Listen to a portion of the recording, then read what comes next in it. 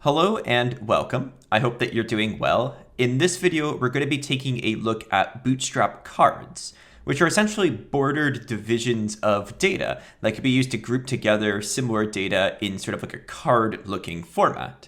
And this is commonly used in situations where you want to display data that is like consistently related to something. So like as an example, a Teams page often uses this sort of idea to show like a picture of a team member and then their job role and their name and maybe a description about them. And that's what we're going to do in this video. We're going to add that to our products page to show off our lovely team of representatives who are helping to sell our products.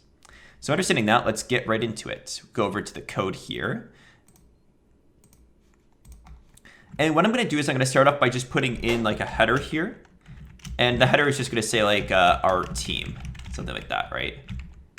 So to add in a card, what we're going to do is I'm going to add in a new div row. So that way everything is on a consistent row and we can set everything into columns so that it's sort of like equally distributed. So let's do that. Let's say div class equals row. And then we're going to have columns for each of our divs. Just put in the closing tag here. Let's go ahead and do that. So we'll say div class equals column.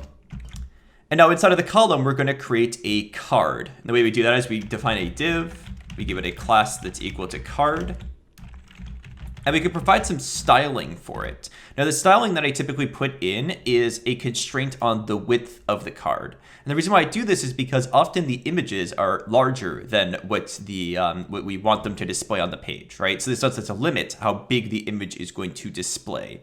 So for instance, we could say something like width, and then we could do 400 px. And what that will do is it will constrain the whole card to only take up 400 pixels of width. So that will make it so that the image that we put in will be constrained. So I just picked up some random image that was on like Unsplash, which gives us royalty-free images. This was the first image that I found of a person. So this is the one that I'm going to use. You can see that the image is large, right? It's down here, we can see that it's like 5,000 by 3,400, right? So that's a quite large image. If I were to just put that image onto my web page, it would take up like practically the whole web page. So by limiting the width, it will make it so that it's compressed down into a smaller size so that it's more visible to the people who are using the page. So that's why we put the width in there. Now what we're going to do next is we're going to put in an image. And this image is going to have a class, and the class is going to be equal to card img top. What this will do is it will place the image at the top of our card. So we'll constrain it to the top of the card, and then we can give it a source, which is the image that we would like. So it's this one here. So this is just the name of the file that I have here in my directory. And then, like I said before, it's often good to put in some alt text, right? That way we can make our website more accessible. So I could say alt equals, image of team member. So that helps to describe the actual image itself. So that will give us the image of the card. And let me just stop right here and show you what that looks like so far. So we'll go over to our web page. And you see when I refresh this, it shows our team and it shows the image of the person that I got. And this image you could see is constrained, right? It's only 400 pixels in width, right? Comparative to if it were the full size, it would span the whole page. This has constrained it further. So with that, let's add in the other components here. I want to add in something that says who this person is and what their role is at the company. So to do that, I'm going to add in a div with a class that's equal to card body. The card body is where all of the content of the card is. So with the card, we typically have an image, and then we have a body of content. So this is the body of content. So we could put in maybe like a header that says the name of the person. Let's just call them Jane Doe. And we can put in maybe some text here.